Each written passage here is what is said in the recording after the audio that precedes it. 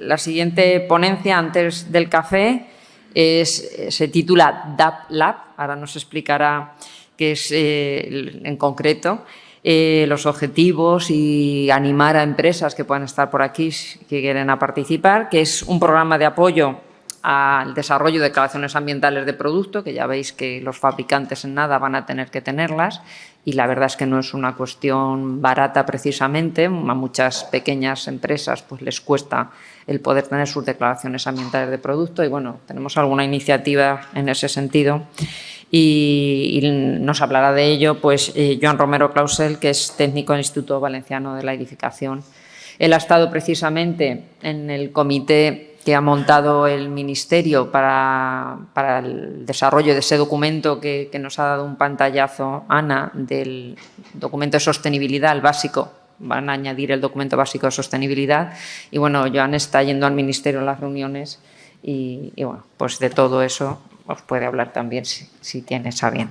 Muchas gracias, Joan, cuando quieras. Pues nada, muchas gracias a todos y a todas por estar aquí. Me reitero con los agradecimientos de mis compañeras y subrayar sobre todo el contexto académico aquí en la Universidad Politécnica de Valencia, porque realmente, después de la desbordante presentación de Ana con toda la información que ha dado, básicamente a lo que os tenéis que acostumbrar es a entender un poco la estructura y sobre todo los indicadores primigenios o sobre todo los que se van a requerir en la normativa que va llegando, pues la RCP, la EPBD e incluso el código técnico, como hemos visto ya con los nuevos documentos básicos, para que os suene. Pero realmente el IBE está preparando herramientas, está preparando un entorno adecuado para que los profesionales, tanto las empresas, técnicos, diseñadores, no tengan que entender todos estos entresijos, sino que simplemente sepan usar las herramientas y que entiendan el concepto.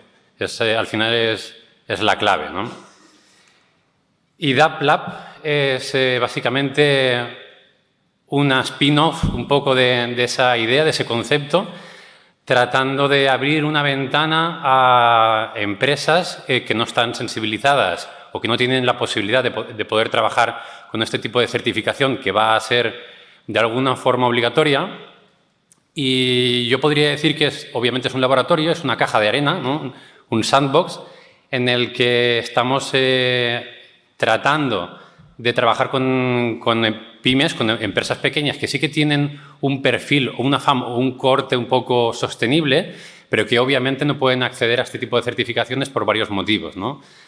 Entonces, propusimos generar este escenario, que realmente estamos muy contentos cómo está funcionando. De hecho, bueno, presentaremos uno de los resultados de este piloto y básicamente se centra, o el objetivo principal es dar a las pymes la posibilidad de generar también este tipo de certificaciones ambientales. Estas ecoetiquetas tipo 3 de las que hablaba Ana y que van a pasar a ser de empresas con ese afán de trabajar en el campo, en la disciplina de la sostenibilidad y poder acceder a este tipo de normativa y reglamentos que exigen este tipo de documentación, ¿no? Y que a priori les sería complicado acceder. Me solapo un poco a los extractos de normativa que ha presentado Ana, pero de forma muy rápida y son extractos muy sencillos. Esto, por ejemplo, es un extracto de la EPBD, donde ya figura el PCG, que será el indicador principal, pese a que hay más de 20 indicadores, pero el PCG, el potencial de calentamiento global, es con el que os vais a tener que enfrentar a la hora de justificar pues, licitaciones públicas, concursos, a lo mejor requerimientos también normativos concretos, que es básicamente lo mismo a lo que ya estábamos acostumbrados con el certificado energético.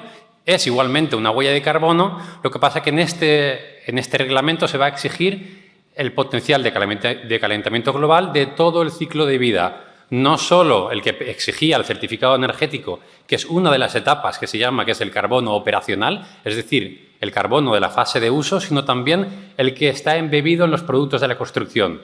Y por ahí cobra importancia el usar materiales con bajo carbono embebido, y eso será la presentación que mi compañera Mar expondrá.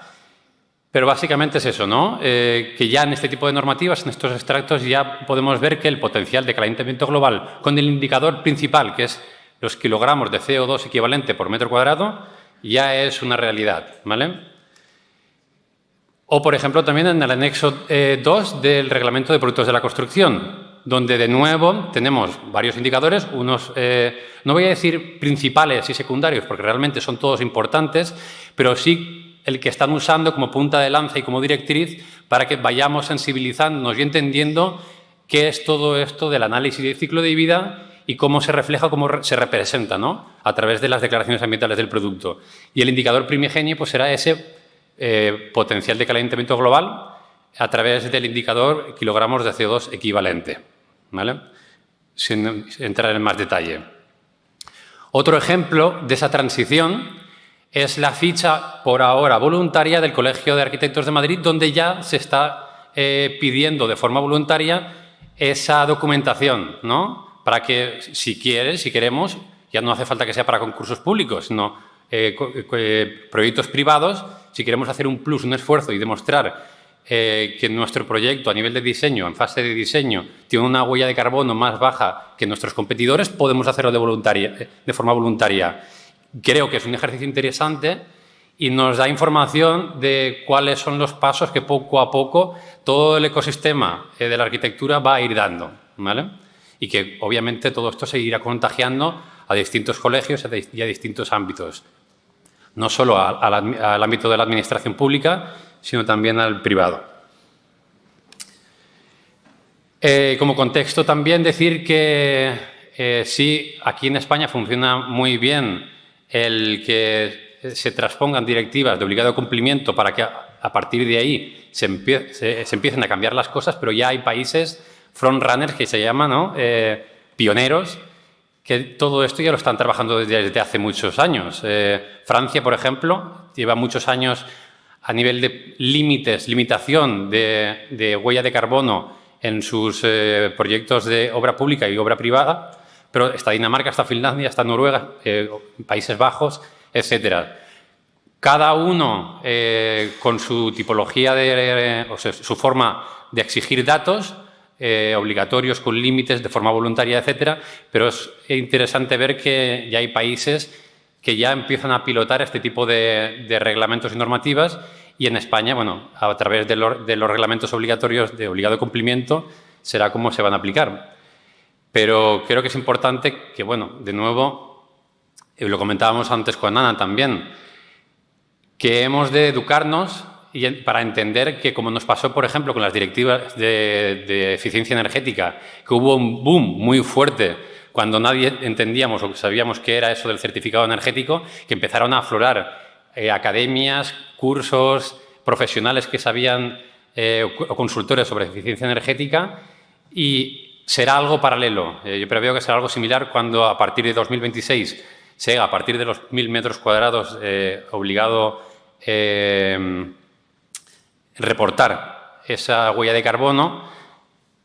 Quien esté preparado y quien tenga la formación adecuada para poder trabajar en este campo tendrá una oportunidad de trabajo importante. Entonces, os aconsejo pues, que vayáis poco a poco informándoos y, bueno, creo que al final lo comentamos también. El IBE, además, tiene formación sobre ACV en edificación, que a nivel nacional creo que es de las pocas que hay, y os aconsejo que al menos veáis el inventario y el listado que tenemos listo. ¿Cuál es el objetivo de DAPLab? ¿Cuál es la finalidad? Básicamente, sin leer el texto, es una iniciativa del Instituto Valenciano de Edificación que, junto al CATEB, pues bueno, como ellos son programas de certificación ambiental y el IBE tenía esa inquietud por abrir esa ventana a las pequeñas empresas a poder ostentar o poder emitir este tipo de certificación, decidimos generar ese tipo de escenario para que, junto a otros agentes que luego veremos, con un concurso que creamos para empresas, pues eso, pequeñas empresas a nivel sobre todo de la Comunidad Valenciana, que fueran pymes, que tuvieran o que trabajaran en productos representativos del tejido industrial de la Comunidad Valenciana, pudieran ostentar esta certificación, estas declaraciones ambientales del producto, y también nosotros testear cómo funciona esa relación con pequeñas empresas que no tienen por su estructura un departamento de medioambiental, ¿no? Un departamento de gestión ambiental, sino que realmente hay veces que son incluso micropymes que hay 1 o 2 trabajadores. Y realmente nos hemos sorprendido de lo fácil que ha sido esa comunicación con ellos y de lo bien que ha ido fluyendo. Estos son los antecedentes de DAP Lab, que básicamente se empezó a desarrollar el año pasado. Luego veremos el nombre de esas empresas, pero bueno, el lanzamiento fue básicamente en junio del año pasado, junto a la colaboración, obviamente, de la Vicepresidencia Segunda de Consellería de Servicios Sociales, Igualdad y Vivienda, que al final todo esto se trabaja siempre con el paraguas de Consellería. Y bueno, esas cinco empresas vinieron aquí al IBE a hacer como la sesión de lanzamiento para informarles y educarles también de cuáles son los beneficios de esas declaraciones ambientales de producto y para qué les serviría, ¿no? Y bueno, ahora os explicaré un poco cuál fue la trayectoria y la estructura del programa, y bueno, que ya el fruto de estas sesiones de trabajo ya se están dando, porque ya hay certificaciones abiertas a las que podéis acceder directamente. Los beneficios de una declaración ambiental de producto, y no me voy a repetir porque lo ha explicado muy bien Ana, son pues básicamente que hay una mayor transparencia en la toma de datos y decisiones, es decir, cuando como prescriptores o diseñadores queremos escoger un producto frente a otro bajo la misma unidad funcional, podemos ver, al margen del comparativo típico, que puede ser el económico, pues podemos ver cuál tiene mayor o menor huella de carbono, si usamos ese indicador ambiental. Luego, obviamente, para la empresa es una promoción importante dentro de la edificación sostenible, tanto en el ámbito privado como en el público. Es una diferenciación competitiva, es decir, respecto a tus homólogos dentro del mercado de la construcción. Obviamente, si tú ostentas una declaración ambiental, demuestras una apuesta directa por el campo de la sostenibilidad, ofrece nuevas oportunidades de negocio y bueno, obviamente, por último y no menos importante, cumplimos con la normativa y que poco a poco todo esto irá siendo más restrictivo y obviamente si ya vamos por delante, pues todo será mucho más fluido en cuanto a, bueno, desde el punto de vista empresarial.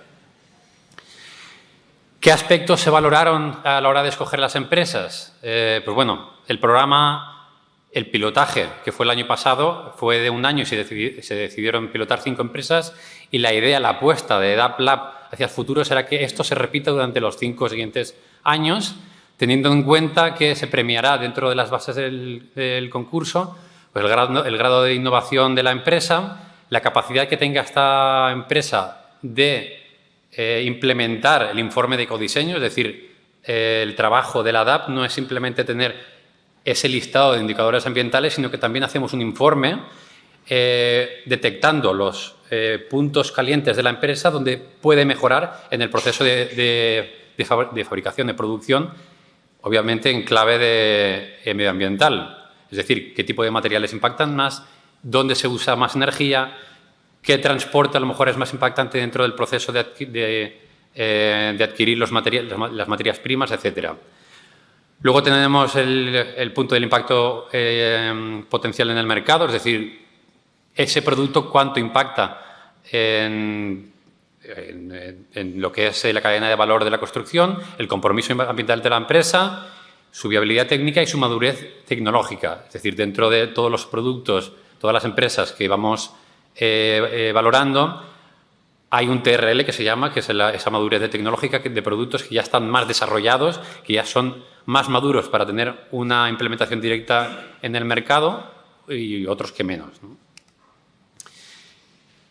Y bueno, pues la subvención de estas empresas o los servicios que ofrecerá el IBE junto al ecosistema que hemos creado cubrirá la asistencia técnica, obviamente, la recogida de datos, que es el contacto básicamente de la asistencia técnica con las empresas, la redacción del propio informe, que será lo que nosotros enviemos, en este caso a DAPCONS, para que el verificador verifique que la declaración ambiental de producto cumple con la norma UNE aplicable, ese informe de ecodiseño que comentábamos, la publicación de la declaración ambiental del producto en los portales públicos, tanto de DAPCONS como de Ecoplatform, y las cuotas de afiliación progresivas, que son de 5 años, que es la caducidad que tiene esa declaración ambiental del producto, ¿vale?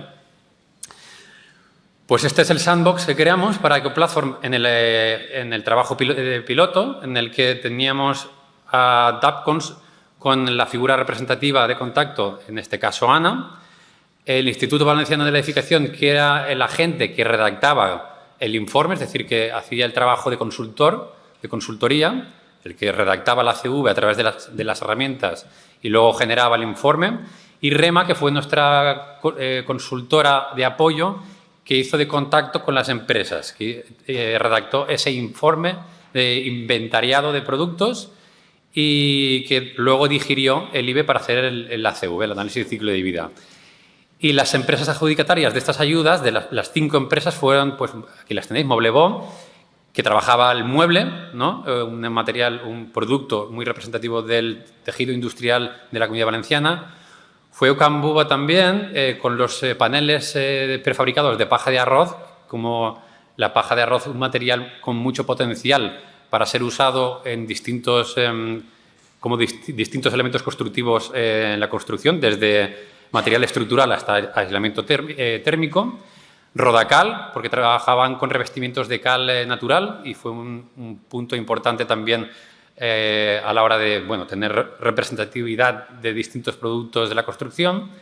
Cerámica, ¿no? La cerámica mano alzada, que trabajaba con celosías, y Caelux, que trabajaba en la carpintería de madera. Entonces, estas 5 empresas ahora mismo están de forma escalonada, en cascada, en distintos puntos en el informe de ACV, y la primera empresa que, por distintos motivos, que al final se redactó y se publicó el ACV, pues fue la empresa de Ocambuba, los paneles prefabricados de paja.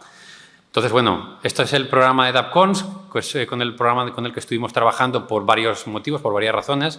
Hubo un acercamiento estratégico del IBE con el CATEP también, por colaborar en distintas herramientas que estábamos desarrollando, desde Turia, por ejemplo, a los pliegos de condiciones, el libro del edificio, etcétera, y vimos un potencial de colaboración también para el trabajo dentro del campo de DAPLab, y fue amor a primera vista. Entonces, la verdad que ha funcionado muy bien porque hemos conseguido la primera publicación. Y esta es la publicación de Ocambuba, con los paneles prefabricados de paja. Estamos muy contentos porque hemos abierto una ventana no solo a esas pequeñas y medianas empresas, sino a este tipo de productos muy acotados dentro de lo que se llama la bioconstrucción, construcción sostenible, o los materiales biobasados, y es la primera DAP de la construcción con balas de paja a nivel nacional. Francia tiene varias, Alemania tiene una, sí que hay otra, creo que en Reino Unido, pero en España es la primera. Y sobre todo los que trabajáis o estáis familiarizados con los resultados, veréis que comparando unidades funcionales, es decir, para qué sirven cada uno de los productos, la huella de carbono o el impacto ambiental de estos productos respecto a sus homólogos es muy positivo, ¿vale? Entonces, estamos contentos con los resultados y sobre todo con la experiencia. Entonces, la publicación, esto es en el portal de DAPCONS, con la publicación, que además de estar en español, también está en inglés. Este es el portal de Ecoplatform, donde no solo se recogen las DAPs de DAPCONS, sino también están las de AENOR. Hay distintos programas a nivel europeo y la mayoría se recogen de aquí, o sea que podéis encontrarlas aquí, y los que queréis empezar a trastear y a indagar en este tipo de declaraciones ambientales, os aconsejo que le echéis un ojo así en diagonal para que veáis un poco la estructura. La verdad es que es muy intuitiva. Y esto es básicamente el análisis de ciclo de vida, ¿vale? De forma rápida, como su nombre indica, el análisis de todo el ciclo de vida contempla la parte de producción, la parte de construcción, la parte de uso y la parte del final de vida, ¿vale? Básicamente lo que pretende el leitmotiv de este análisis es comparar 2 productos teniendo en cuenta los impactos no solo en la fase de uso, sino en su producción, su extracción, producción en manufacturación, su instalación en la obra, también su vida útil, porque si tenemos un material con poca vida útil, habrá que sustituirlo varias veces y eso al final aumenta el impacto. Y por supuesto, y casi de lo más importante, ¿cuál es la gestión de ese tipo de residuos? Hay que destruirlo, se puede reciclar, se tiene que incinerar, se lleva a vertedero. ¿Qué capacidad tiene el tejido industrial de poder absorber ese material y reciclarlo? Entonces, cuando tenemos un espectro completo, podemos comparar de forma cierta dos productos de la construcción y evaluar su impacto ambiental, ¿vale? Básicamente es el objetivo. ¿Y cómo se interpreta una DAP? De forma muy sencilla y muy rápida. Pues tenemos la portada, que ya de entrada nos da como una... Bueno, de forma intuitiva nos dice de qué se trata la declaración ambiental del producto. Y yo lo que me fijo normalmente es en el número, sobre todo por si tenemos que archivarlo y ver sobre todo la normativa, si cumple la normativa de declaraciones ambientales del producto, porque hay declaraciones o hay ACVs que no cumplen con la 15.804 y hay varias revisiones y la estructura es distinta. Está la A1, que ya está desfasada, pero que sigue en vigor hasta 2027, si no me corrige Ana. Y luego la nueva normativa, la A2, que tiene una estructura distinta, ¿vale? Entonces es importante que os fijéis en la normativa, ¿vale? En el número y la normativa. Y luego tenemos los datos básicos de información general, la empresa y la validez. Teniendo en cuenta que si tenemos una DAP que está caducada, esos datos ya no serán válidos y seguramente el cálculo estará desfasado, porque el mix eléctrico ha variado, la tecnología y la industria ha cambiado o incluso el producto. Podemos tener el caso en el que el producto haya mejorado y la huella de carbono sea incluso sea positiva, ¿vale? O sea, la validez es importante que la tengáis en cuenta.